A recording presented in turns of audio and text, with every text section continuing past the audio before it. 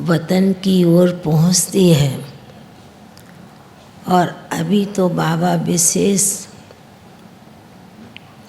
अपने आदि रत्नों को कहीं ना कहीं कोई ना कोई स्थान पर बेचते रहते हैं, क्योंकि आदि रत्नों ने कई स्थानों पर, भिन्न भिन्न स्थानों पर जो सेवाएं की हैं, जो सेवाएं कराई हैं, निमित्त बनकर, तो उनको तो बाबा ने विशेष अभी नए स्थान पर सेवा अर्थ रखा ही है। पर अभी विशेष जिस स्थान के निमित्त जो बच्ची है, बाबा हर बच्चों की, ब्राह्मण बच्चों की भी विशेष कुछ न कुछ विशेषताओं को देखते रहते हैं। तो ऐसे बाबा सुना रहे थे, तो मैंने बाबा को कहा कि बाबा विशेषता तो, बल तो आप ही सभी बच्चों में बढ़ते हैं। बाबा ने कहा कि बाबा बच्चों को इशारा देता है, बाबा बच्चों को कहता है, पर करना बच्चों का काम होता है ना। इशारा बाबा देता है, पर करना बच्चों का काम होता है।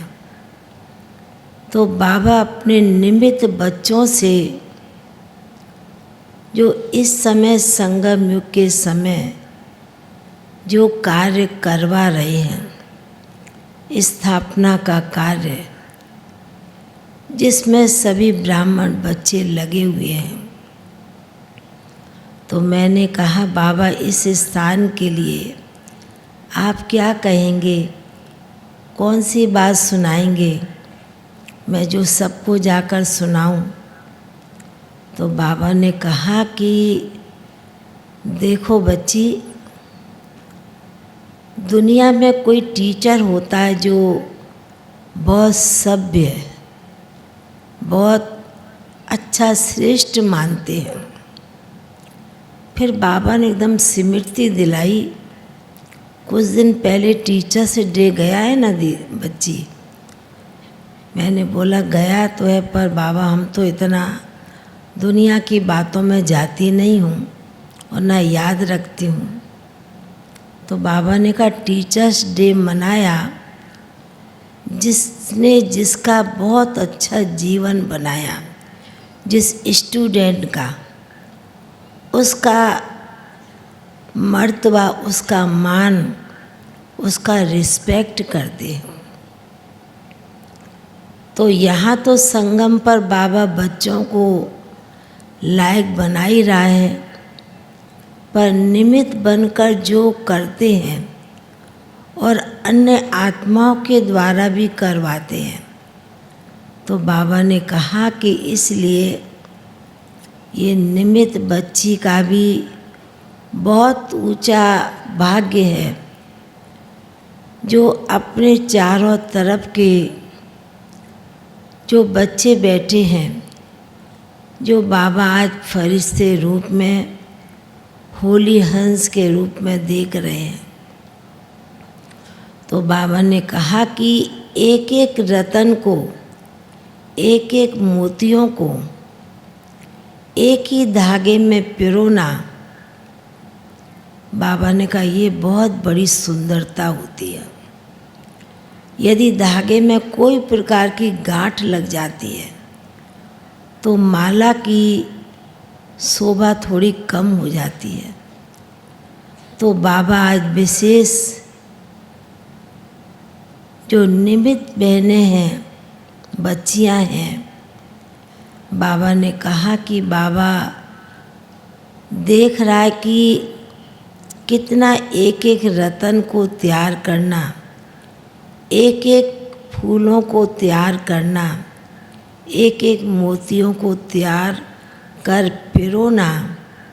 बाबा ने कहा यह भी संगम युग पर बहुत बड़ी कला है और बहुत बड़ी सभ्यता है, बहुत बड़ी मर्यादा है। तो बाबा जैसे कि हमारी बहनों को, तृप्ति बहन, टीना बहन और भी बहनें सभी हैं, कितना बताए 64 या 62 बहनें आपके अंडर में, 62।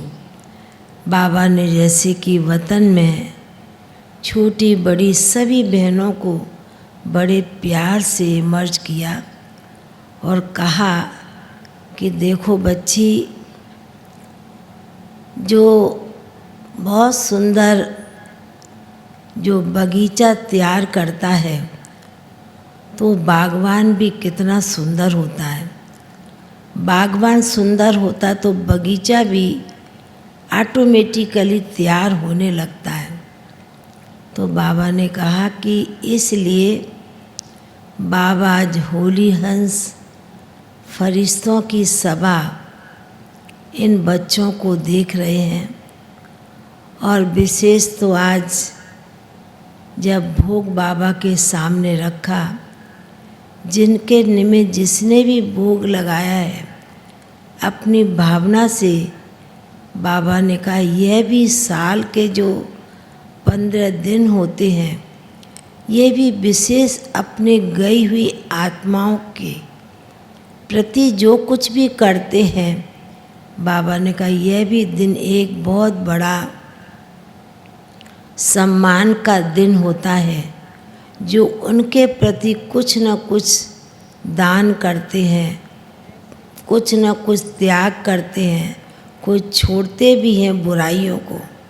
दुनिया में तो फल फूल उस सब्जी को छोड़ेंगे, त्यागेंगे, पर बाबा ने कहा बाबा के बच्चों तो विशेष त्यागी और तपस्वी मूर्त हैं ही, और नहीं होंगे वो भी बन जाएंगे। ऐसे कहते बाबा ने आज विशेष जिनके निमित्त, जिन आत्माओं के निमित्त, और विशेष हमारी कुछ दादियाँ भी दिखाई दे रही थी। हमारी आज गुजरात जोन की सरला दीदी को भी बाबा ने मर्ज किया। बाबा ने कहा कि बच्ची ने भी जितना हो सका सभी जगह चक्कर लगाते, सभी को सींचती रही और सभी को उसी पालना में पल कर सभी को बड़ा किया है। तो बाबा तो अपने बच्चों को कभी भी, आदि रत्नों को भी भूल नहीं सकते हैं। तो बाबा ने जैसे कि सभी को इमर्ज करते हुए बड़े प्यार से भोग स्वीकार कराया, और फिर सभी भाई बहनों को भी बाबा ने बहुत बहुत स्नेह भरी दिल की प्यार कहें, दुलार कहें देते हुए हम फिर साकार वतन में पहुंच गए। ओम शांति।